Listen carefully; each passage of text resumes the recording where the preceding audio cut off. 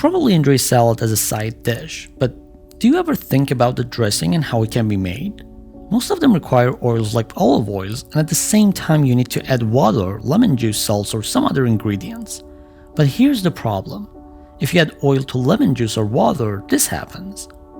They're going through something that we call liquid-liquid phase separation, which is a fancy way of saying they hate each other. It means they're not gonna mix together because the lemon juice is hydrophilic, which means it loves water, but olive oil is lipophilic. It loves fatty substances. So how can you make this work? Normally, you can add a yolk. So why exactly does this happen?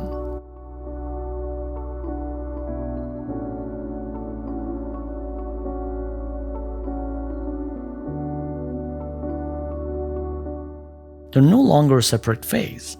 Okay, something is in the yolk that does the trick. This is the list of the yolk ingredients, and you can see there is a substance called lecithin. Let's look at the lecithin chemical structure. These parts are all made from carbon and hydrogen, which makes them hydrophobic. But these groups, a phosphate, a glycerol, and a colon residue are hydrophilic. We call these kinds of substances that have both hydrophilic and lipophilic properties amphiphilic. This is now what we call emulsion, and this is how it looks. There are many oil droplets with different sizes in the water. We can call it oil in water emulsion, and we can show it like this. And these are the molecules of lecithin that holds the two phases together. So we call it emulsifiers because literally it makes the emulsion happen. We have a variety of emulsifiers. For example, soap and mustard are both emulsifiers. Now we can use a method called sonication in which we use sound energy to agitate particles in our emulsion, and it can break down the particles into smaller ones. So we can have some control over the oil particle sizes. We can make another type of emulsion by changing the recipe. If you add less water and more oil, you would have water and oil emulsion.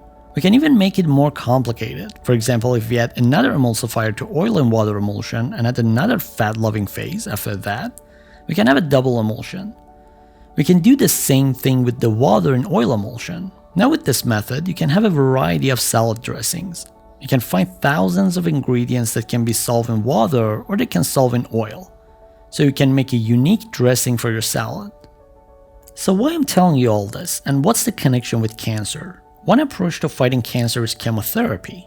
In this method, we use a specific chemical substances to kill the cells of tumors, but they're toxic and can kill our normal cells too. In my previous video, we talked about the encapsulation of the drugs and how it affects the drug behavior in our body, and why it is important to encapsulate our drugs with biomaterials. Now with the help of emulsion, we can make tiny capsules or spheres loaded with the specific drugs.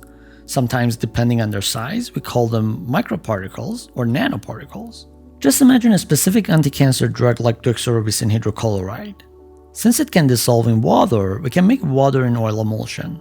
For our lipophilic phase, we can use any lipophilic biomaterials like PLGA. Now for solving our biomaterials, we need a solvent that evaporates at a low temperature, and one of the best candidates is methylene chloride, which evaporates at 39.6 centigrade.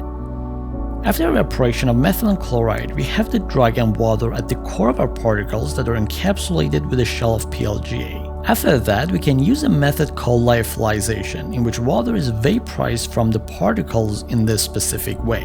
Now you can have a nice capsules that can give you a sustained release profile. You can even make particles with a lipophilic drug such as paclitaxel, which is generally used in the treatment of breast cancer. Now if we dissolve PLGA and paclitaxel in methylene chloride, then we can stabilize it with another polymer called PVA, which can be dissolved in water.